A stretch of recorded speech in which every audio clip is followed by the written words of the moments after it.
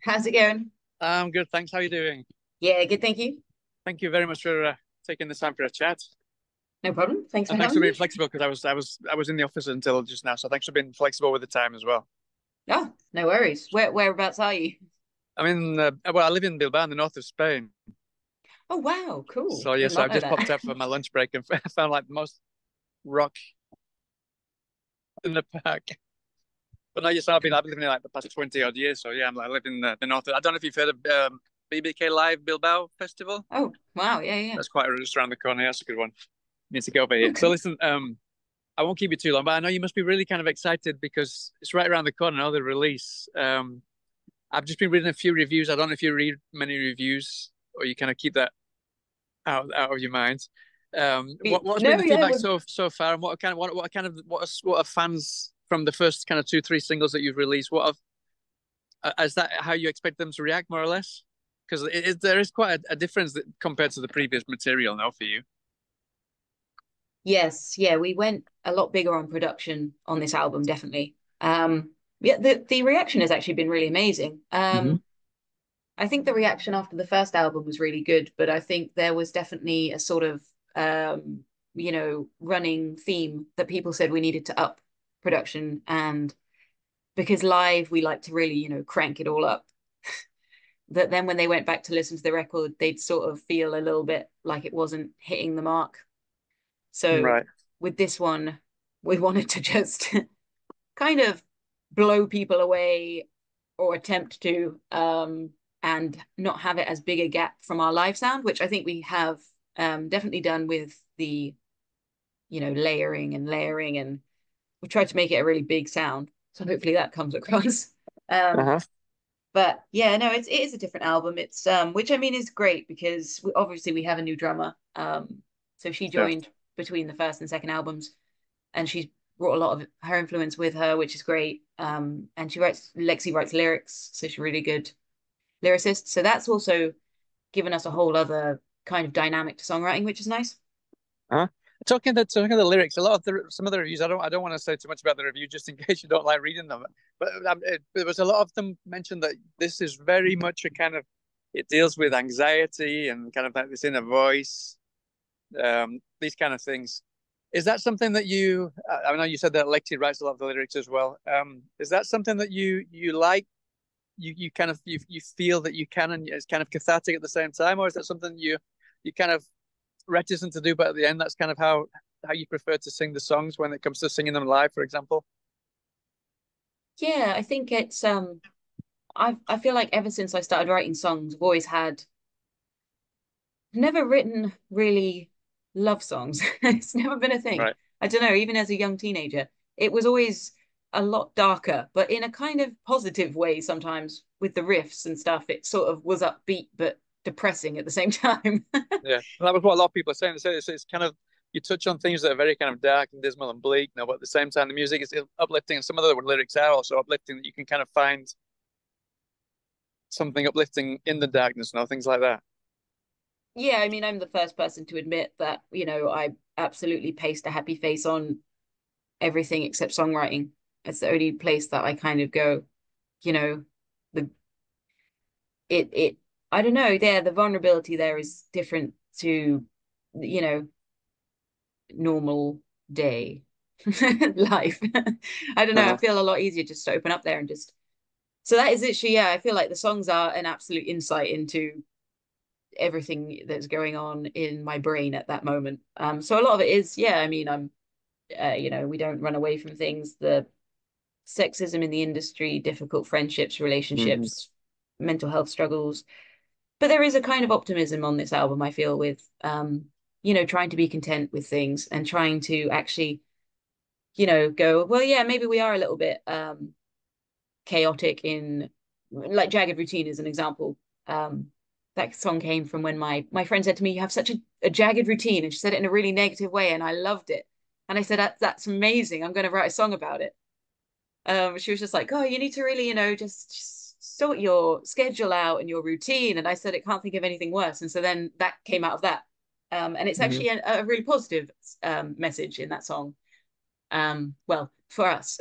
Yeah, no, because I imagine writing the lyrics and then kind of getting to release it and sing it live must be kind of a positive thing for you, cathartic to get out of your system at the same time, no? Yeah, yeah, absolutely, absolutely. And yeah, and I feel like I always think it's great to be honest in songwriting, and you know, that's definitely what I feel we are. And if yeah, that does come out sometimes as slightly you know, dark or whatever. But yeah, I think the reviews have hit the nail on the head really with that. Um, because it is an absolute outlet, songwriting, and Hmm. it is, you know, we don't try and paint a happy picture if there isn't one. Not that Hmm. there isn't a happy picture, you know, there is, but it's also where it kind of you unleash all of the sort of dark things and it comes Well, out yeah, in no, I get it. songwriting. So So I'm a huge horror movie fan as well. It's the same kind of thing. When I'm feeling sad, I'll watch a horror movie to cheer me up. It's that kind of thing. Yeah, definitely. Mhm. oh, absolutely. So listen, you said that you wanted to kind of polish the production a little bit, not in this one, no? And I know that you teamed up with Adrian Bushby, who's worked with pretty much everybody: Muse, Maximo Pa, Gomez, Placebo, loads of people. So what was that brought to the new songs, the new material? Well, I mean, it's yeah, it really is incredible because he mixed the tracks. So we've not actually met him. Oh, you've not met him personally, No, no? no, we've not met him. So our producer, we recorded it with Anthony Smith, and then we sent them off to be mixed by Adrian. Um, so he hadn't met us, and we were really interested in what he was going to do with them, and we were quite nervous about it because obviously we had, you know, he sort of asked us what our influences were and where we wanted to go and things, and you could tell that the questions were really focused and really clever in what he wanted to get out of the Right. answer. You know, you could tell he's a skilled guy. Um, and when he sent them back, you know, we were all so nervous to listen. Just because you are generally just nervous, like, well, you know, wow, excited and nervous. And we were absolutely blown away, really. He nailed it. He absolutely nailed it. And it's exactly what we wanted to get from this album and from working with him, which again, you know, was a huge deal for us. We'd love to, you know, actually fully record an album with him and you know, get into the studio and stuff. That would be insane. But even just having his influence on mixing is massive, you know. Hmm. I think you can definitely hear it. Could you share it? I mean, you said there that he has kind of inspiration and things like that. Can you share a bit of what you the kind of the what you shared with him to kind of get exactly the kind of vibe that you wanted him to go for? Yeah, I'm trying to remember. It was just basically, I mean, we just told him a load of bands that we liked. Me and Lauren are massive Biffy Clyro fans. Right. Um, and then sort of saying we really want the three-piece vibe, but we want the three-piece vibe on steroids, that kind of thing. So we want it to be quite manic in places and Yeah. quite out of control sometimes. And it does, we You don't said want it. Manic. Sorry to interrupt you. I was going to say I was just listening to the songs now, and some of it reminds me of the Manic Street Preachers. You said man, it reminded me some of the Manic Street Preachers and kind of like the Holy Bible era, which is Oh, why I wow. love Yeah. that. It's sort of my favorite Manics album. Well, yes, thank you. It's a huge compliment. Yeah, exactly. You know, so and I think he really listened and really honed in on what we were saying, and it was yeah, it was we were pretty listening into them. We were like, wow, okay, yeah. So we're really happy with it. Excited to see what people think of it in three In a days. few days, yeah. Because I've seen you like unboxing the LPs and stuff. Talking of the LP, it's self-titled. Usually, when a group self-titles their album, it's either the first one or they know that they're onto something big. So, was there any specific reason why you decided to name this one after the band?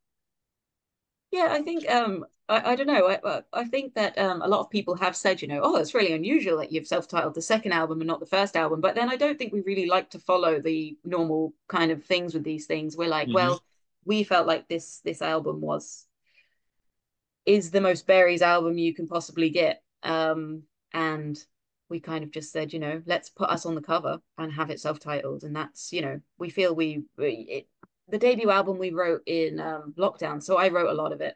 Um, and this album was way more collaborative, way more about all three of us. And that, Hmm. yeah, we felt that should be reflected in the title. Uh-huh. And as it was more collaborative, did you find that was easier to come up with the music, or does it make it more of a complicated process? Because I imagine you've all got different kinds of inspiration, different. those kind of lyrics you'd like to sing, those kind of things. Yeah, no, it was great actually. I loved it because I think I felt the pressure a lot more on the first album because it was kind of, Right. the first one, and then also we're in lockdown and there's only so much collaboration you can do over Zoom and stuff. So this album, it was amazing. I loved it. Just taking some ideas. Oh, maybe we could put this here, maybe we could put this here, and then Lauren and Lexi just being like bringing an entirely new perspective to the table, and then that taking us onto a whole other different song or a different direction on the song, and then it just being like, yeah, this is, I love writing together. I'm not precious about it either. I think a lot of front people can get quite precious about stuff, but I think that actually is can be quite difficult for a band. Sure, Um, and I think that's why a lot of bands split up in the end. Sure. yeah, I think you need to know when I will say to them, oh no, we are like, I really want to keep this bit. And they'll kind of go, yeah, okay, yeah. But I won't be like, oh, this bit's, the bit you've come up with, I'm not into it.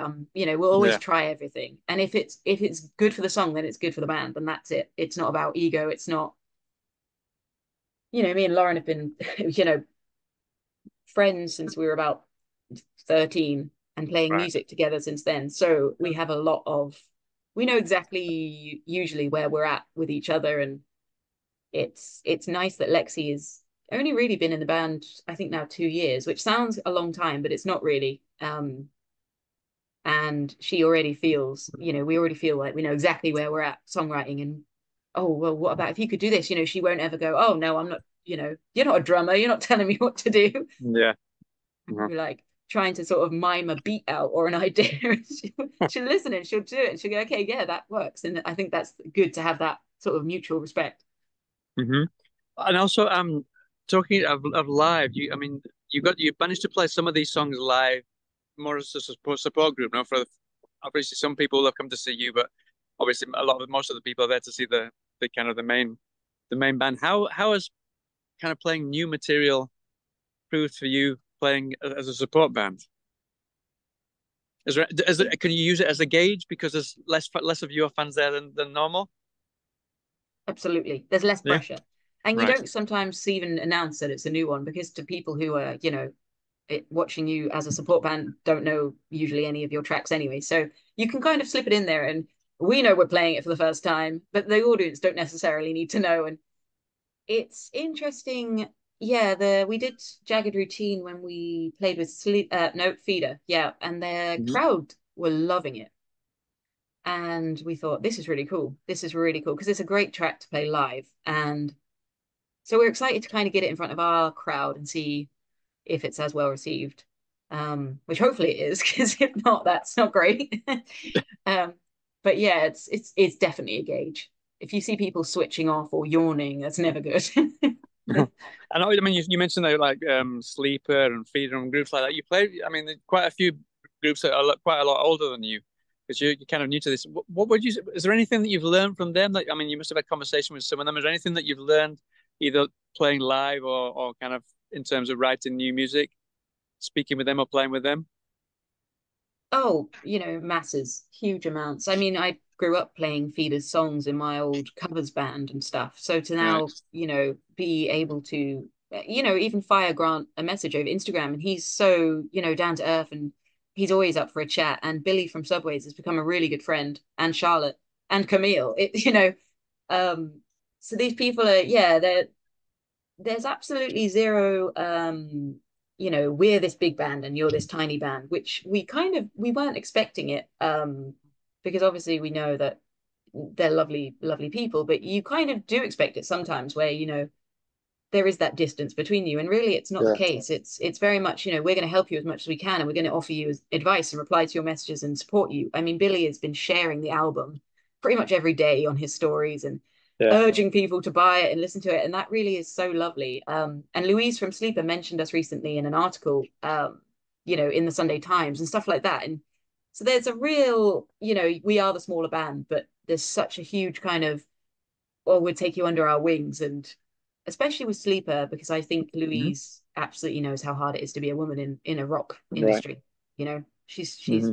got some crazy stories, some amazing stories and some horrendous stories that things she's been through. And that to have these people on your side is for us, it a bit out of this world, really. No, no, yeah, brilliant. I mean, you have so many great groups that you've been playing with, yeah. I mean, the Subway, Skinny Lister, Feeder, Sleeper, great, yeah. So I want to talk about you. You're going to go headlining now to support this album. You'll be headlining your own gigs now. Where you going end of October, early no, the 1st of November, the last one now from Brighton to Southampton. What can fans expect from these gigs? I mean, I imagine it's going to be mostly be the new album, but will you be playing some of the old stuff and any surprises thrown in there? Oh, absolutely. um, I think that I mean it's there's going to be so much nervous, excited energy from us because so many of these songs, pretty much apart from two songs, we are playing for the first time on this tour. Right. So there is going to be, a lot of excitement. um, and yeah, we are going to throw in a few kind of older ones from the first album, just because you need that Uh-huh. you need that contrast and stuff. But yeah, no, we've also lined up some incredible support bands as well. Right. So I think everyone is going to be bringing their A game, and I think the shows are going to be actually really, really incredible. Very excited for them. Uh-huh. And you handpick all the support groups yourself. I imagine you can't release that yet, but you handpick them all yourselves. Yes, yeah, we handpicked them Yeah. all, and yeah, we can tell people, all of them. They're all out there shouting their heads off about the show, which is nice. Uh-huh. You know, obviously there's a huge focus on um female musicians. Um, so I mean, pretty much every band has at least, one woman in yeah, which In the is really band. important for us. Really important for Yeah, us. sure. Brilliant. So and then so just to finish off then, you mentioned earlier that with this album you wanted to kind of up the ante in terms of production values. Is that something that has had like a domino effect on the way that you play live as well or not? Well, I'll let you know. It's I think I think it we were very aware before that the songs on the first album didn't sound like they did when we played them live. And I think that does make you almost hold it back slightly live. Or maybe I won't put on that extra distortion pedal because we're Right. already getting so far away from how the record sounds. Whereas Yeah, I now I saw you feel like, playing on sorry on TikTok or on Instagram. I saw you messing around with the distortion the other day. Yeah. oh yeah. Now we're putting on every single pedal we've got and then, cranking the volume up to try and match the new album. And that I think is where you want to be. You want to Hmm. really be trying to push yourselves live. And I think then we'll just embrace the old songs and be like, they are going to be heavier and louder live, but that's just It's not just like how a it is. conscious thing. It's just yeah. Uh-huh. Brilliant. Well, listen, Yeah, thank you so much for your time. I wish you the best of luck with the album. I know it's hard to sell albums this day and age, but I wish you the best of luck on Friday when it releases, and hopefully catch you at a gig sometime soon. amazing. Thank you so much for having me. It's been really fun. No, no, it's been really good to talk to you. Have a good day, Holly, and have a really good release day. You Speak too. soon. Thank you so All right, much. take care. Take care. Bye now.